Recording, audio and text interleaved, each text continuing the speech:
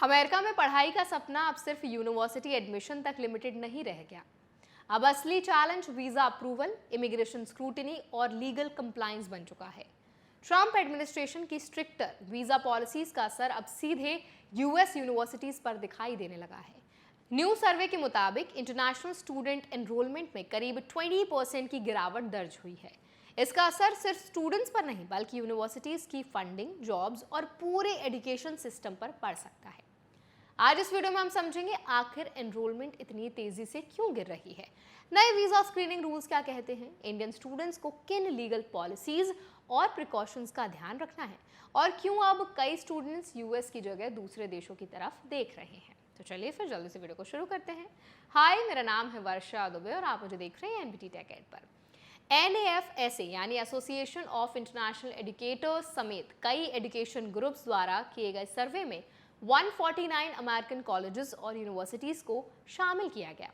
सर्वे के मुताबिक इस स्प्रिंग सीजन में new foreign under graduate enrolment पिछले साल के मुकाबले एवरेज 20% तक गिर गया।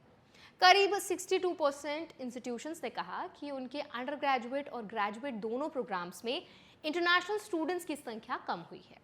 इस गिरावट का सबसे बड़ा असर यूनिवर्सिटीज की फाइनेंसेस पर पड़ सकता है। रिपोर्ट के मुताबिक इंटरनेशनल स्टूडेंट्स लंबे समय से यूएस कॉलेजेस के लिए मेजर फाइनेंशियल सपोर्ट रहे हैं।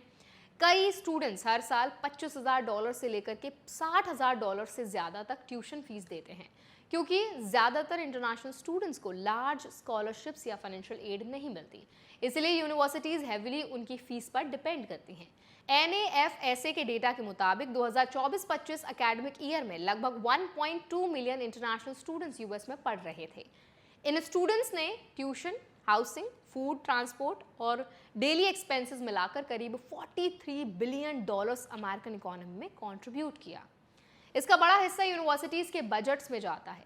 यही वजह है कि एनरोलमेंट डिक्लाइन को अब सिर्फ इमिग्रेशन इशू नहीं बल्कि इकोनॉमिक इशू भी माना जा रहा है।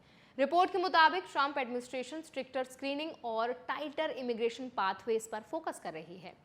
एडमिनिस्ट्रेशन का मानना है कि स्ट्रॉन्गर चेक्स नेशनल सिक्योरिटी और वीजा ओवरस्टे रोकने के लिए जरूरी हैं। लेकिन यूनिवर्सिटीज का कहना है कि इन पॉलिसीज की वजह से ओवरसीज स्टूडेंट्स और फैमिलीज के बीच अनसर्टेनिटी बढ़ रही है। पिछले स्प्रिंग में सिचुएशन और सीरियस तब हुई जब आईस यानी इमिग्रेशन एंड कस्टम्स एनफोर्समेंट ने फॉरेन स्टूडेंट्स की स्क्रूटनी बढ़ा दी। रिपोर्ट के मुताबिक कुछ इंटरनेशनल स्टूडेंट्स को अरेस्ट या डिटेन किया गया, जबकि कुछ स्टूडेंट्स का लीगल रेजिडेंसी स्टेटस भी खत्म कर दिया गया था। बाद में कई स्टूडेंट्स को कोर्ट चैलेंजेस के बाद उनका स्टेटस वापस मिला, लेकिन इन घटनाओं से इंटरनेशनल स्टूडेंट्स के बीच डर और कंफ्यूजन बढ़ गया।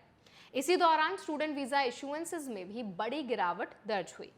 सर्वे रिपोर्ट के मुताबिक पिछले समर में इंटरनेशनल स्टूडेंट वीजा लगभग 36% तक कम जारी किए गए।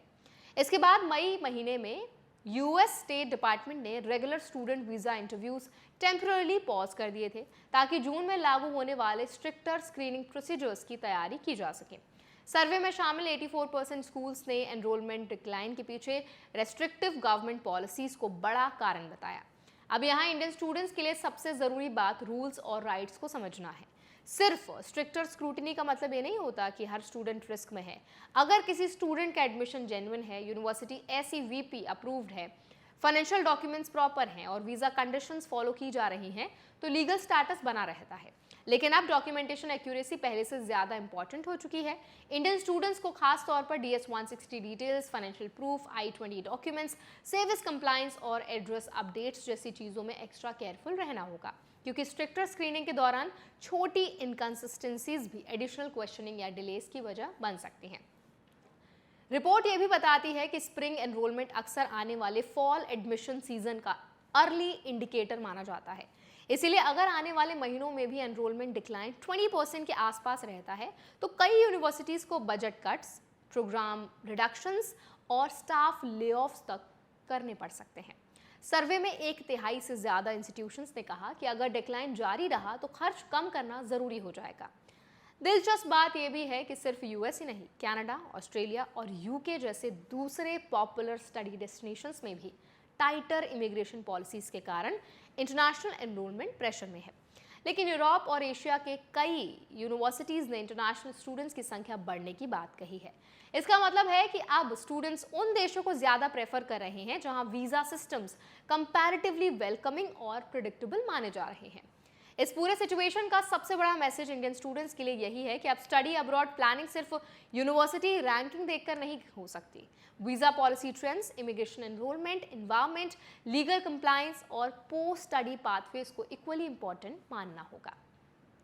तो आई होप ये वीडियो आपके लिए हेल्पफुल रहा होगा। अब इस पूरे वीडियो पर आप क्या राय रखते हैं कमेंट्स में शेयर जरूर करें। ऐसे और वीडियोस के लिए हमारे चैनल NBT Tech Ed को भी जरूर सब्सक्राइब करें।